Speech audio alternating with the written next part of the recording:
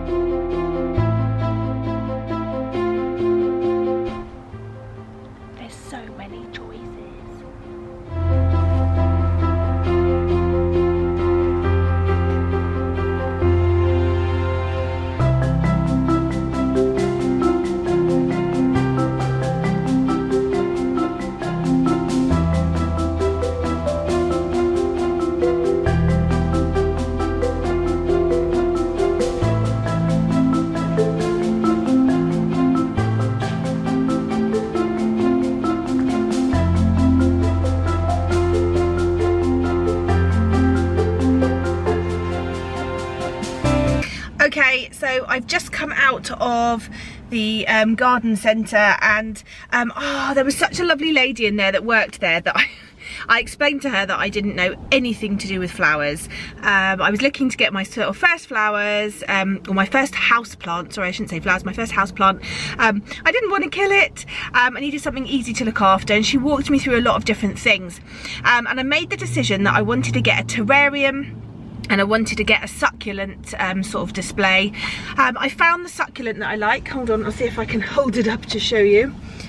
So it looks like this, which I think is really beautiful. I'm going to take this twiggy thing out because I'm not so keen on that. I'll give you a close-up when I get home and put it where it needs to go. But they seem like they're quite hard wearing. They only need sort of watering maybe every fortnight, and just sort of a trickle, she was explaining to me. And I've got myself an information brochure on looking after them. I also picked up a houseplant mist, which is like meant to be for succulents, with like nutrient and growth enhancer and pest repellent and stuff in. So we'll see about that one. But I didn't find the terrarium that I was 100% on, and I was looking around and I was thinking, oh, should I pick one up? And then I decided, no, I'm not going to pick one up. There is another garden centre literally 2 minutes up the road from here, which is also really good. So I'm going to go there now and see if I can find myself a terrarium. So I'll see if I can give you some footage of this one.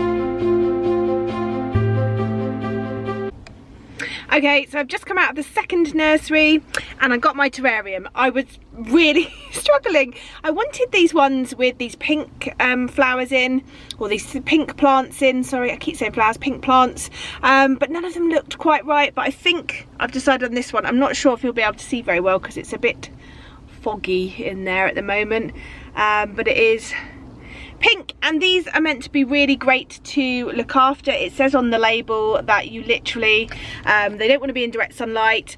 You only take the lid off for 5 hours at a time, twice a week, if the whole sort of terrarium is full of water. They're sort of self-watering, so really don't need to water them very much, if at all. Could be perfect for me. I'm really pleased with these. I'm gonna have to take them home and name them and put them on my bookshelves, and I'll show you a bit of that when I get back. But now I'm going to drive into the centre of town where I live and go to the comic shop, and then maybe I will actually read something, because I haven't read anything yet. And it's, I don't know what the time is, but yeah, I know that I'm going to be at home loads this afternoon, so I'm sort of getting my thing out of the way this morning. I think what I will do actually is I'll go to the comic shop, I'll try and film a little bit in there, I'll show you what I get, if I get anything, and then I might go for a coffee in town and just start reading.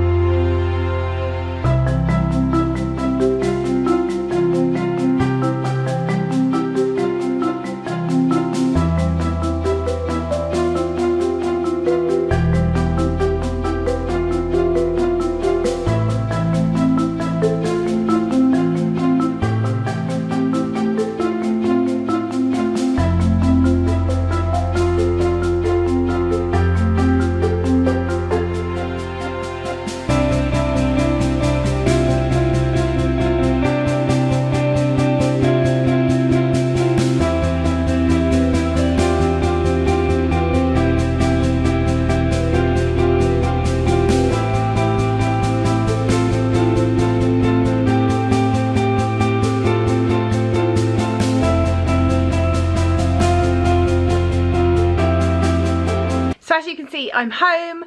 I've put my lovely new plants out. I'm really pleased with them, and I'm really happy where I've been able to put them. I've sorted out my table a bit more, so I've got my 2 succulents there, and then I've got my terrarium on the bookshelf, which I really like. And then I went to the comic shop. I did a little bit of filming in there, but it's quite a small comic shop and I felt a little bit uncomfortable, so I didn't film for too long, but the people in there are always so amazing, like with recommendations. I picked up one which a lot of people have talked about and I've seen quite a few places. That's volume 1 of Blackbird, book 1 The Great Beast by Sam Humphries and Jem Bartel. I have to admit, I don't know much about this apart from the fact that I'd noticed it. I really liked the artwork. It says there's a magical world hidden in Los Angeles and Nina Rodriguez knows it. When an enormous otherworldly beast kidnaps her sister, Nina must confront her past and her demons, not to mention the ruthless cabals in charge of the city's magic, to get her sister back and reclaim her life. And I really love, let me see if I can show you the artwork in here. It's the sort of artwork that I tend to lean towards anyway, so I'm really pleased I managed to pick that one up. And then the other two I picked up are one-offs, so they're not going to be part of a series, which I quite like. It's like one story in a book. This is Hotel Dare by Terry Blass and Claudia Aguirre, and this is a YA book. It's been blurbed saying an epic, gorgeous adventure with family at the heart. Hotel Dare is a YA adventure at its best. So I get the impression that this is about a girl. She's going with her adopted siblings to stay with her estranged grandmother for the summer, or for the winter, for the summer, in this sort of creepy hotel. And it turns out there's all these keys that unlock different doors in the hotel, which go to magical places like portals to one filled with space pirates, bearded wizards, cotton candied kingdoms. But once the doors are open, all these worlds start to collide and they have to sort of work together to try and sort of save themselves. I think this just sounds really cute, and again it's that sort of vibrant colour palette and drawing style that I really enjoy. And then I picked up a third, which is this one. It's called The New World and it's by Heather Moore, Clayton Cowles and Tom Muller. Alice Not Tradmore. Yeah, I have to say that this one gives me really good saga vibes.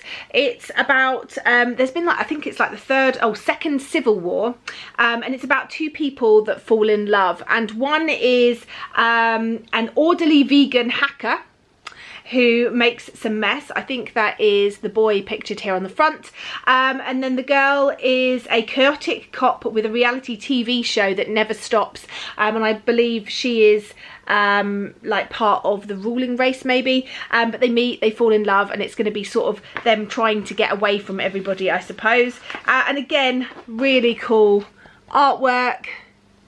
And when the man in the shop described it to me, it did make me think of Saga, so I'm really excited about that. So I'm going to have some lunch and then I'm going to come back and start reading.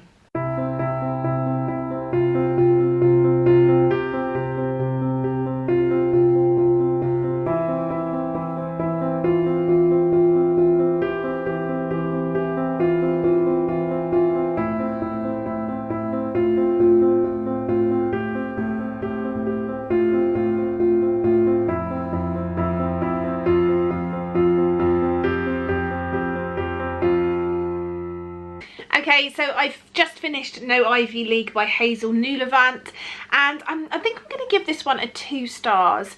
It was okay, but I think much like other people that I've heard talk about this book, it just tried to do too many things. It's about a 17-year-old girl. She's homeschooled. She's got some other friends who are homeschooled who she hangs out with, these 2 boys that she's hanging out with. She's trying to raise money over the summer for a trip she wants to go on, and so she's going to do this sort of ivy clearance in the forests where she lives. And what we don't find out until halfway through is that the majority of people who are also doing this are at-risk teens. They tend to hire at-risk teens, which obviously she's not, but we didn't know about that until sort of halfway through.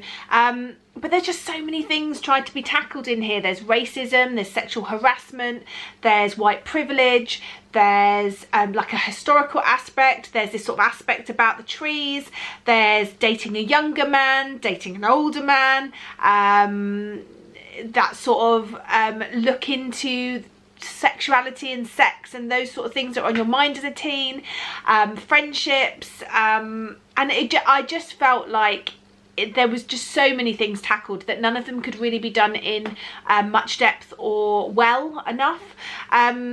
So it was 2 stars. I liked the artwork enough, but I do tend to be a bit more drawn to a sort of bright colour palette that's a bit more punchy. But I did appreciate that it was done in these sort of green tones, which did make it feel very nature orientated and natural. And I love this front cover. Yeah, just a shame that it didn't really hit the mark for me in other ways. And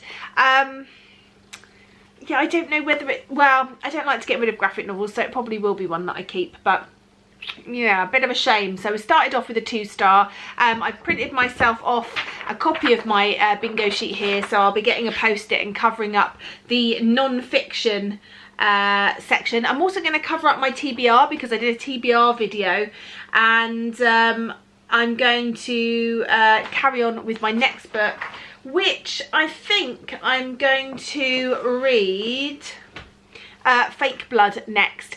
Before I do this, I just feel like I've got loads of jobs and little bits I'm doing today. I've got a big stack of books that need to go to my local charity shop, so I'm going to take them down there because I won't be able to do that tomorrow because it's shut. And me and Matilda are watching Strictly Come Dancing week 1 tonight together. I'm letting her stay up a bit late. We're having Strictly Saturday, and I promised her we'd have a few treats while we sit and watch it. So I'm going to go and get a few of those. I'm going to get some nice healthy snacks for me, as well as a few treaty bits for her. So I'm going to pop out quickly and do that, and then when I come back I shall be reading Fake Blood. Good morning, it's Sunday. I didn't film much more yesterday because it was a bit manic. I filmed a load of videos for this channel, and I watched half of Strictly with Matilda, but then we both got a bit tired, so we're going to watch the rest this morning. And then after that I read quite a few graphic novels, but it was quite late and I didn't want to be filming, so I'm just going to talk you through the ones I read yesterday, and then we'll start Sunday. I read Fake Blood by Whitney Gardner. Ow. And this was way sweeter than I was expecting.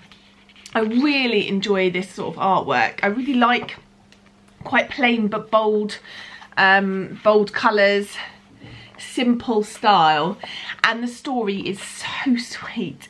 It's about this boy who he's got 2 best friends, another girl and boy, and they just always play around together, but the other girl and boy are always sort of betting each other and have got this sort of competitive thing going on between each other, and he feels a little bit left out. He feels a little bit boring. He feels like he sort of doesn't fit in quite so much with them. He feels a bit like maybe he's a bit of the nerd. He likes reading, and he spends his summer sort of reading and earning himself sunglasses from the local library. And he's just always been in love with this girl in the class who he thinks is brilliant. So they start a new year, they get a new teacher, and he's determined that he's going to sort of speak to this girl, and he knows that she's obsessed with vampires, so he starts to sort of try and emulate their look a little bit to get her attention, and then sort of things happen, and it takes a very interesting and just funny turn, but I really enjoyed this. I ended up giving it 4 stars. I just thought it was such a sweet book. Next I picked up Heartstopper by Alice Oseman. I picked up volume 1 and I read straight on to volume 2, and oh, these are brilliant. Now normally I'm not into black and white graphic novels. I find that I'm much more drawn to colour, but it didn't matter in this instance. Alice Oseman's writing and build-up of these 2 characters, it's such a lovely slow burn male-male romance, and it really does look into sexuality and maybe someone not realising that they prefer a certain type of person or what their preference is until that right person comes along. And these 2 boys were so sweet and so lovely, and I just adored their relationship. Alice has really managed to capture sort of a character that has managed to come out as gay and be positive, and does sort of show sometimes the things that perhaps people have to go through, and yet come out the other side stronger and brave and resilient. And I just yeah, I just really loved this relationship. It was so organic. I know that sounds weird, but it was just progressed and came about so lovely and simply and beautifully that, yeah, I couldn't help but give these two both really strong 4 stars. And then the final one I read last night was Pumpkinheads by Rainbow Rowell, and I enjoyed this one. It's really cute in its colour palette as well, and I think I ended up giving this one 4 stars too. It's about this boy and a girl. It's their last year working for this sort of pumpkin patch. They work there every year, and they're just sort of friends that work together, so they don't see each other in the interim. They just see each other when they work together, and they've always worked at this particular stand. But the boy is really fancies this girl from the fudge shop, and they decide that it's their last day, so they're just going to go a bit wild, and they're going to roam around looking for this girl so he can finally talk to her. And as they go round, all these different things happen, and you see all these different parts of this sort of pumpkin patch. It's lovely, it's sweet, it's very predictable. I mean, it was obvious what was going to happen before we got there, but the journey was really nice. I liked getting to know these characters. I enjoyed reading their story and their sort of discovery that, you know, maybe they can see each other when they're not at the pumpkin patch, and maybe the pumpkin patch isn't the only place in the world that will be great for them, and perhaps people that you build up in your head before you even know them may not turn out to be exactly the people that you think they are. So it was nice, it was sweet, it was lovely, and it was a 4 stars. So I've still got loads to read today, but I haven't got anything to do, so I'm just going to sit and chill. I'm going to go and watch the rest of Strictly with Matilda while we have our breakfast. She's going off with Nanny and Grandad this morning, and then she's going swimming with Jamie this afternoon, so I have a whole day just to sit and relax and read, and that's exactly what I'm going to do.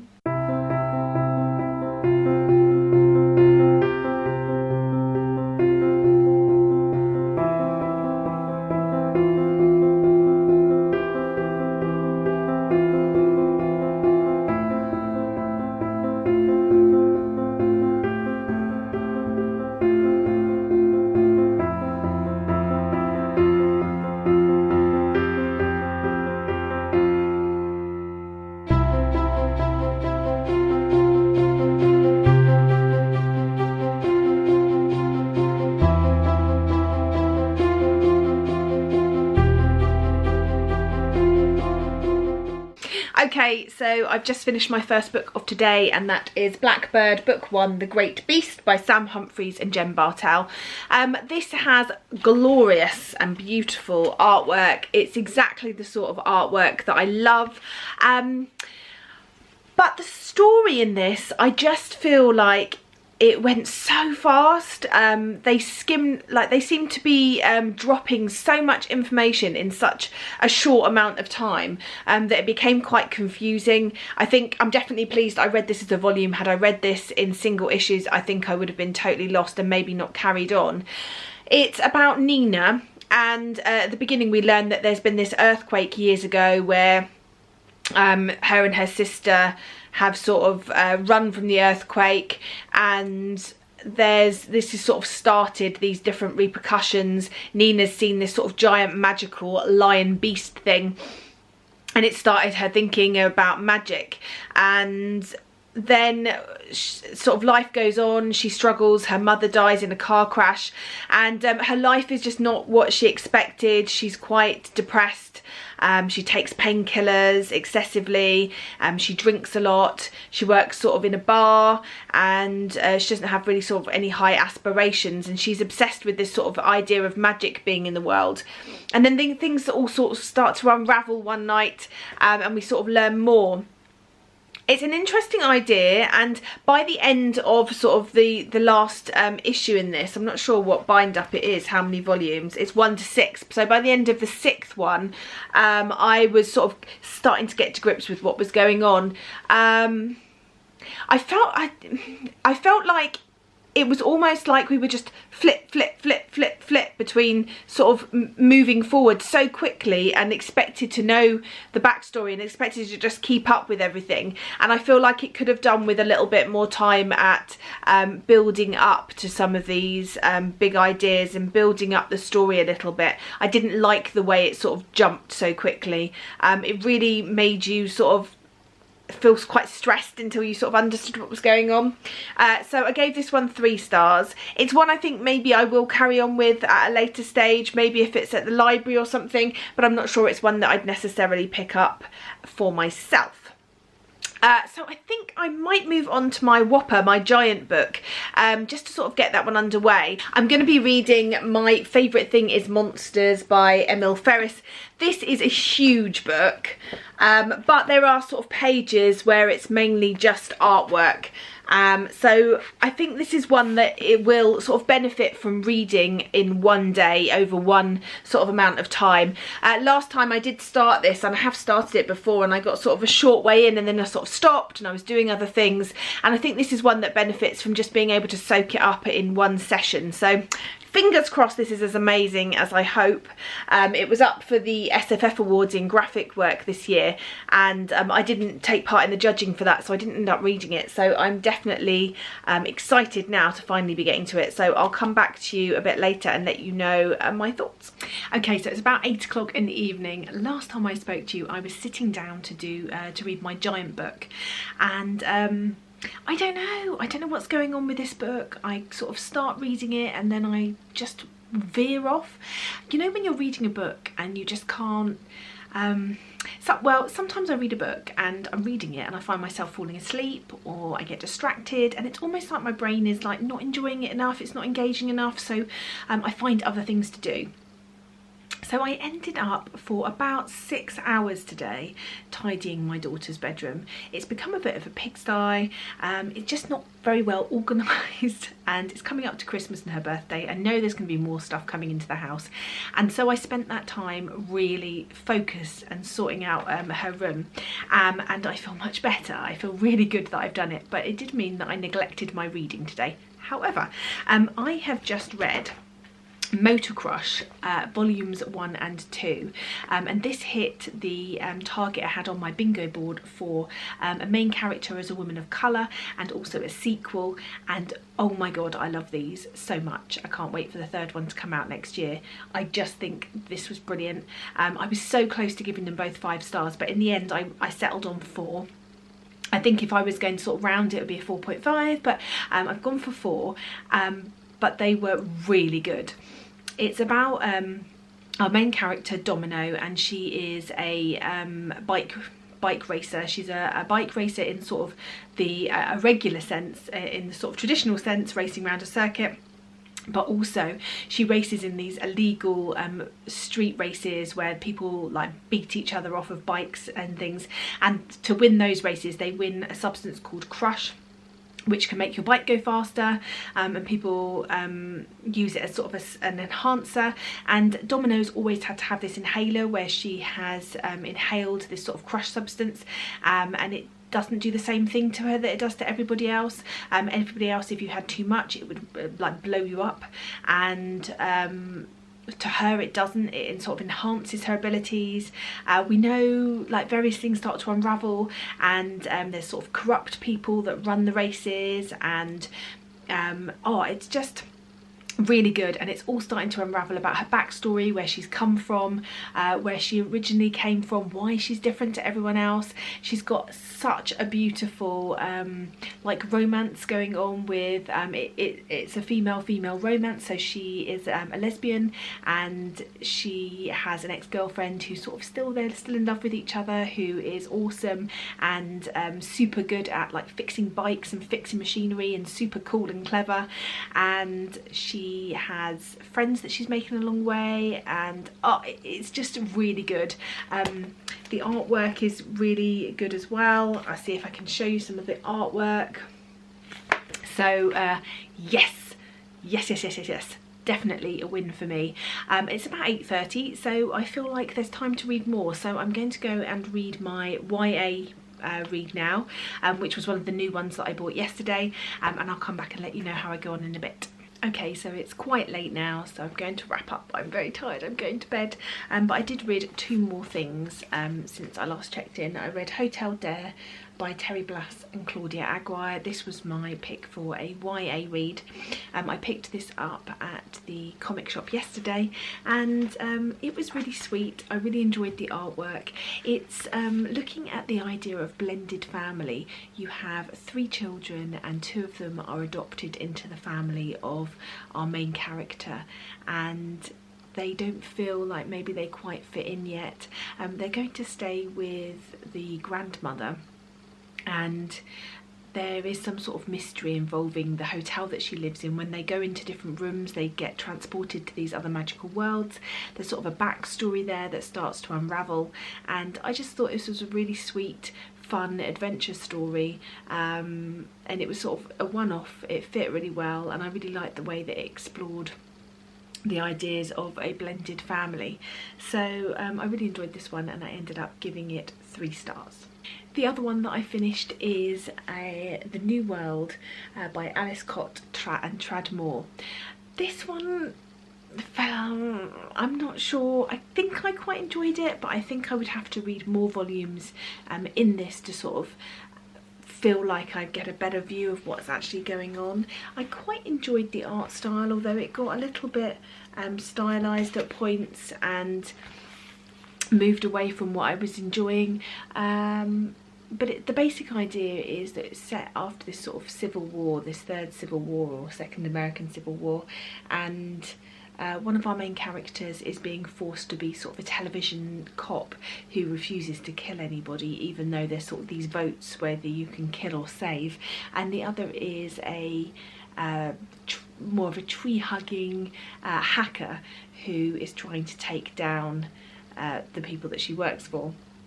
And they sort of meet one night, things happen, and then it's about her being sent to capture him and bring him in, and making the choices that she does.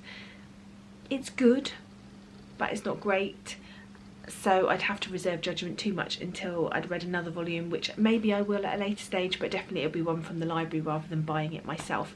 So I also gave this one 3 stars. So I'm going to wrap it up there. I had a really good weekend in the end. I did read quite a bit, but as is always the way when you planned a weekend sort of doing things like this, you end up doing other things. So I got lots of other things done as well, which was really productive. I ended up reading 9 things, which I'm really pleased with. So 9 things read this weekend is definitely making a big dent in my graphic novel collection, so I'm pleased with that. I think I missed off 3 things on my bingo board, which was the giant book. I didn't finish that. I didn't read my free pick because I didn't have a chance to read something, and I didn't read a superhero one. So I didn't do too bad. I didn't complete the bingo board, which I would have quite liked to do, but I'm just too tired. I can't read anymore. I need to go to bed. So yeah, I'll catch up with you all soon. Bye for now, BookTube.